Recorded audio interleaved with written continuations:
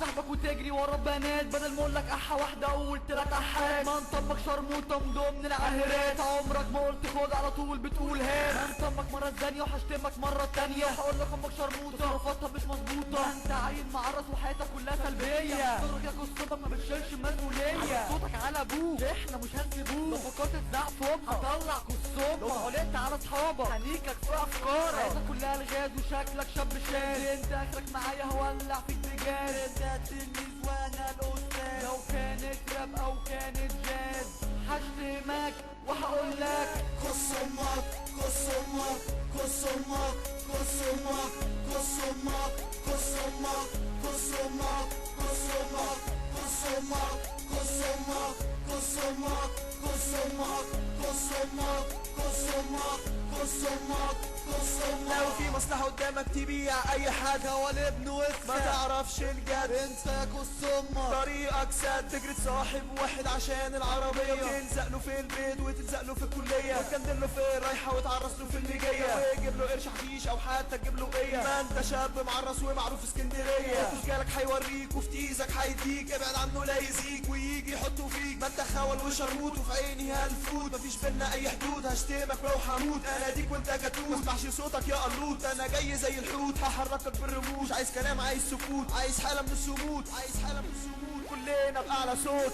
كس امك كس امك كس امك كس امك كس امك كس امك كس امك كس امك كس امك كس امك كس امك كس امك كس امك كس امك يا زميلنا شباب شايشين موجود في المنطقة، امشي يا ابني يلا بعد بعيد عن هنا. شباب خوالات مش عايزينهم جنبنا ولا حتى يقربوا من هنا. احنا في المنطقة يجي يخصوك امشي ياكل سمك يلا روح عند ابوك، عارفينك في مكانك حاميك في تابوت. عامل لي فيها الراجل امشي يلا يا شموت، تروح بعد شوية تتحمل لي فيها خوت. مشك بيش تاني حال مشك زي توت، واقف في منطقتي عامل زي كتكوت، وانا واقف في مكاني واقف عامل زي الحوت. حكلك مستني وارميك برغوت، تجري ورا البنات وتعمل حفلات، اقولك واصحابك تقولي دول خوالات. ليه الغلط ده طب ليه القفشات؟ كس امك كس امك كس امك كس امك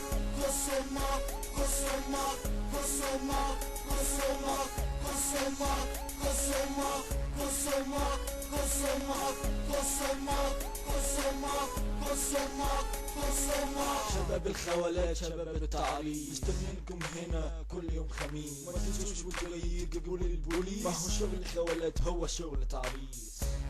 كيفور